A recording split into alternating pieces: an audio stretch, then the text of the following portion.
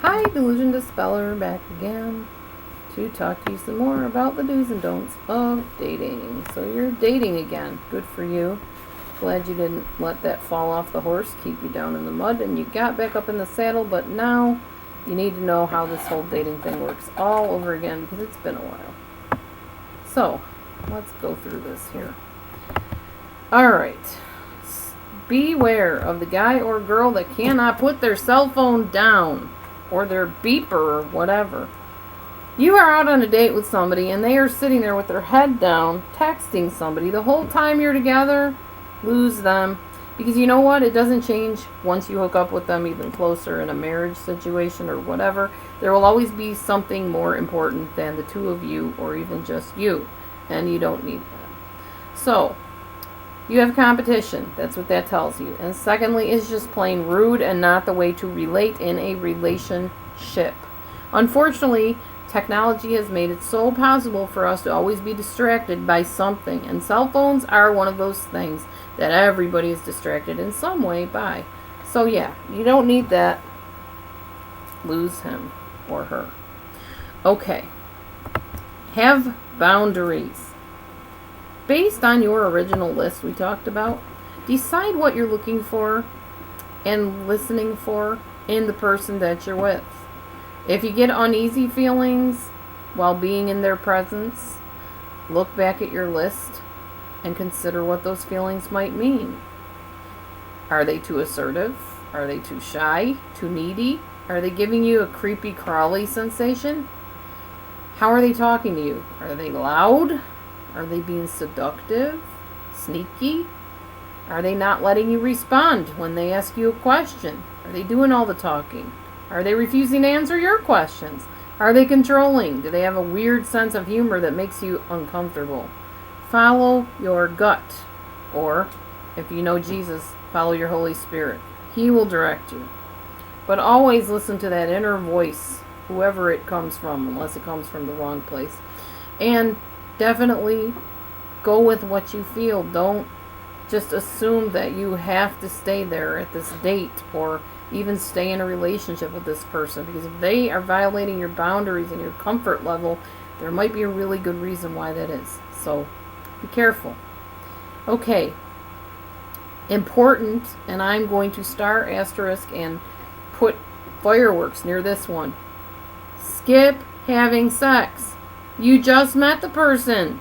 Sex causes a major hormone surge, which scrambles your thinking and reasoning process.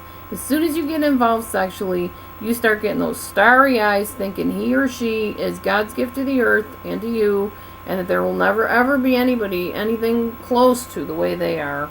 And you have to be with this person because they make you feel so good. Okay, put the brakes on, back up the truck, stop having sex. I'm telling you, I'm not trying to kill your joy. It's not because of my beliefs. Other than that, I mean, part of it, yes, is my belief system. But the reason I'm telling you this, every one of you, no matter what your beliefs are, is because when you do that, when you have sex and you start getting intimate, it puts a hormone surge into your body. 3 different hormones. I can't remember what they're all called. I know one of them is oxytocin. The other one is some other one that I can't pronounce. But it's giving you an unrealistic view of that person, and you forget to ask the important questions and notice the important things. Because you're so wrapped up in this fantasy zone where this guy is just making you feel so good, or this girl is just so hot, as everybody says, that you're not thinking straight. You're just making excuses for the things that you see that are off. So hold off on that part of things. Discuss hobbies, likes, dislikes. Make sure they tell you their hobbies, dislikes, and likes, and listen carefully to what those are. If they just go along and agree with everything you say, oh, I love Chinese food. Oh, me too. Man, I loved that one movie. What was it about? And he fills in the blank all of a sudden. You're thinking, wow, we finish each other's sentences. That's not what's happening. What's happening is he or she is possibly trying to create this bond with you that ends up being narcissistic, because narcissists are known for just going along and agreeing with you, saying everything you want to hear, doing everything you want them to do, whining and dining you.